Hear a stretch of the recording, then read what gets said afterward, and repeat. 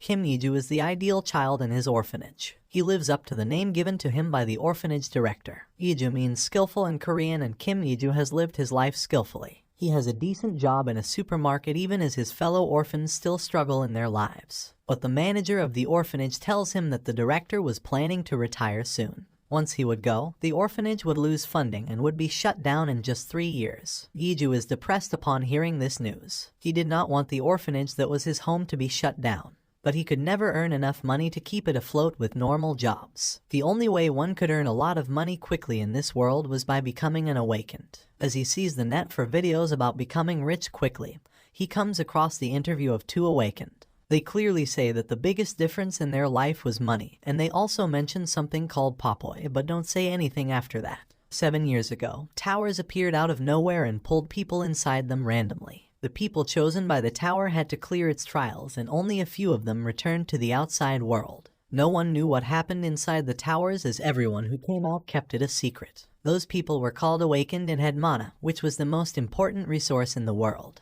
Magic engineering was the most important discipline in the world, and only the awakened with mana could do it. Thus, they were in demand and companies paid a ridiculous sum to hire them. Iju wonders if there was a tower somewhere near him so that he could clear it. But then he receives over 500 files that say things like he had cleared certain levels and gained followers. He thinks that the files could contain viruses or be used to hack him. But as he is trying to delete the files, he accidentally opens it. Inside, he sees a video of him streaming from within the tower. The Iju in the video is shocked as he learns from the comments of his streamers that he was stuck in the tower now. The Iju, seeing the video, watches all the videos one by one and realizes that it was really him who was clearing the tower. He also sees a monster named Papoy in the video, which appears like a cute furry ball, but had sharp teeth that could chew down rocks. The videos tell him about the various challenges and rewards in the tower and what decisions should he make. At that moment, Iju realizes that it was the video of his future sent to the past to help him. No one talked about what was inside the tower, so no one had any reference material for training, but Iju had all of it. He signs up at a gym to get in better shape.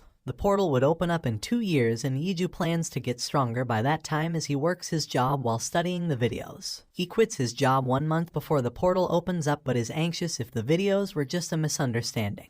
But a portal opens in his room, and Iju is sucked in. He gets the option to choose the difficulty level of the tower, and he chooses high difficulty, which would give him the best rewards. He wakes up in shock inside a cave. He checks his screen and learns that his first trial would start in 1 hour. He already knows everything about the trials and streaming. The awakened who were still in the tower could watch the performance of the newcomers and interact with them.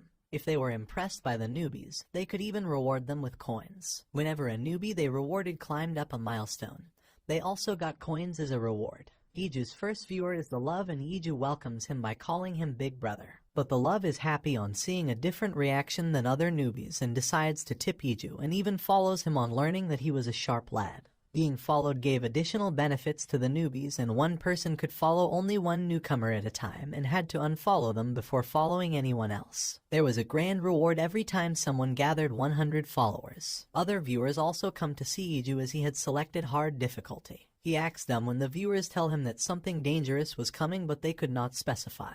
There was someone called the admin that could kick viewers out or even the streamers if they did not follow the rules he had set. The admin was the reason the truth of the towers was safe from the world. The trial starts and 3 small portals appear in front of Iju. He was expecting something like kobolds, but he finds that his first opponents are 3 Papoy, adorable but dangerous. Many viewers leave on seeing that Iju had met with Papoy so early, thinking that he would die soon. Iju acts dumb and asks the viewers more about the Papoy, and they tell him about their defense and weapons. Iju knew that Papoy never attacked first and realizes that they were wary of him being with them. He decides to mimic their behavior so that they do not see him as an enemy and begins circling the Mana Stone along with the 3 Papoy.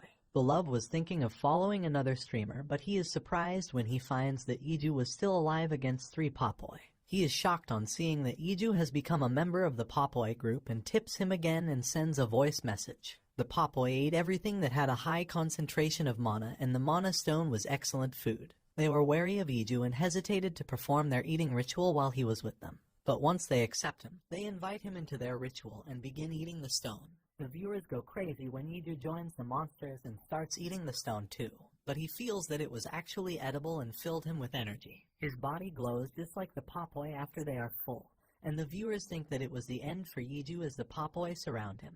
But instead of attacking him, they climb on him and become his friends. The trial is cleared, shocking everyone in the viewer list. Yiju loses consciousness for a moment and gets back up soon. Yiju checks the comments of the viewers and realizes that he has got 120 plus viewers and 50 plus followers, too much for the first floor. He thanks the viewers and they ask him what was he thinking when he joined the Popoi. He says that he thought he could not win against the Popoi, so he decided to join them. The trial was to eliminate the enemies, and what better way to do that than by making them friends? He just followed them and got lucky. This is what he tells the viewers even if they did not fully believe it. The viewers remind him about the rewards and he acts like he didn't already know.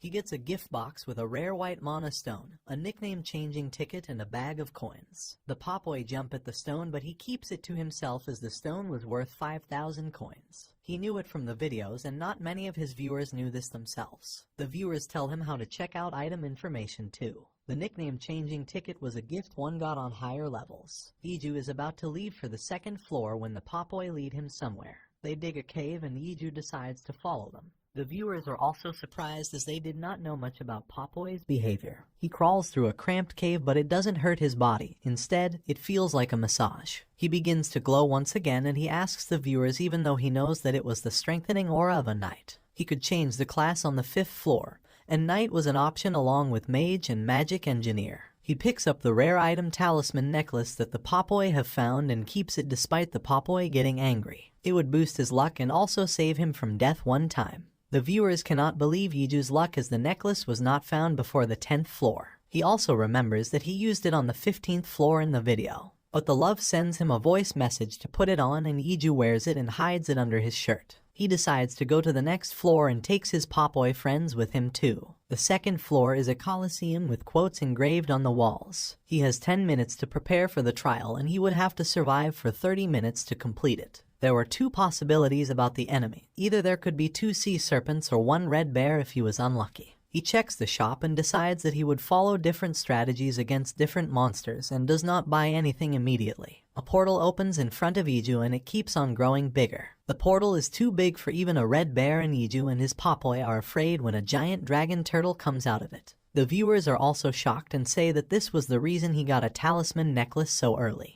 Yiju decides that he cannot keep running away and has to defeat the turtle to earn the hidden reward that was granted only if he defeated the enemy. He buys a rare grade weapon Radaz's one-handed axe for 250 coins in the shop to fight the monster. The viewers are confused about his strategy, but Yiju is trying to get on the back of the turtle. He lacks the strength to do it immediately and starts whittling down the turtle's defenses instead. The dragon turtle uses its lightning breath and Yiju dodges it easily. But once the dragon turtle is injured, it retreats into its shell to heal. Yiju takes advantage of the resting monster and climbs on its back. The viewers try to tell him that it was not safe there as the spikes on its back would explode. Even the love tells Yiju to get down using a voice message as he was not reading the comments. But Yiju already knows this and plans to use it as a weapon. He breaks 1 spike and pierces the turtle's body with it. Then he pours mana into the spike to make it explode inside the turtle's body, critically injuring it. Yiju was able to barely evade the range of the explosion. He had taken a risky decision, but it paid off. He approaches the dragon turtle and finishes it.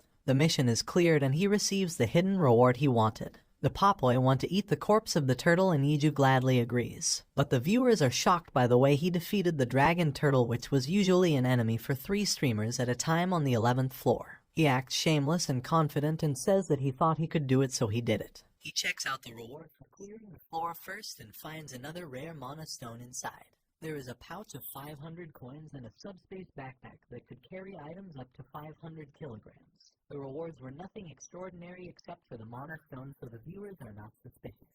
He opens the hidden reward and finds a heroic upgrade rune that could increase the grade of any item by 1 up to the heroic grade. But Yiju is getting dizzy and weak due to the battle and injuries, and the viewers tell him to go to the 3rd floor because the streamers were healed every time they crossed floors. And since Yiju had got 100 followers, he was given the chance to choose a blessing from health, strength, agility, mana, and luck.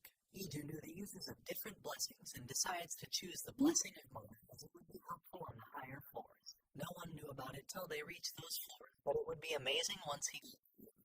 Yiju plans to be a magic engineer like the genius American battle engineer he had seen in the video. If he followed in the footsteps of that man, he could create wonderful weapons for himself. He crosses to the third floor and is completely healed. The trial to defeat the sleeping guardians on the third floor will begin in 10 minutes. The trial was similar to that in the video.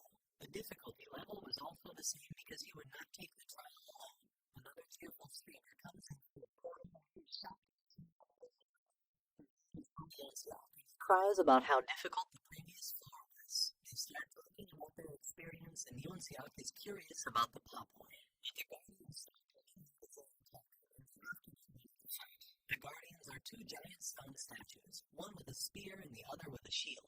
They had to be defeated simultaneously, or they recovered. Iju does not waste time and attacks the Guardians. His body glows as he uses his full power to attack the statues. He is ruthless and defeats both Guardians alone. Yoon-seok is impressed and comes near Iju, but one of the Guardians is still not defeated and he wakes up. Iju tells Yoon-seok to duck, but he is too slow to react, and Iju has to jump at him to save him from the attack of the Guardian. Both the Guardians are completely revived and stand up once again. Iju decides to go all out and kill both the Guardians for sure this time as his viewers cheer on him. He is even more ruthless this time, and both of the Guardians are defeated and the trial is cleared. The viewers are really impressed and donate a large amount of money to Iju. He tells them that it was not so hard to fight these Guardians after all. The viewers laugh when they see that Kim Iju could defeat monsters easily but not find the portals even when they were right in front of him.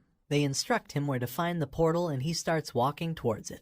Hwa Yoon-seok approaches him with the intent of talking, but Iju is in a hurry to go to the next floor and runs away saying that they could talk properly the next time they met. Ends here and wait for the next episode. Bye bye.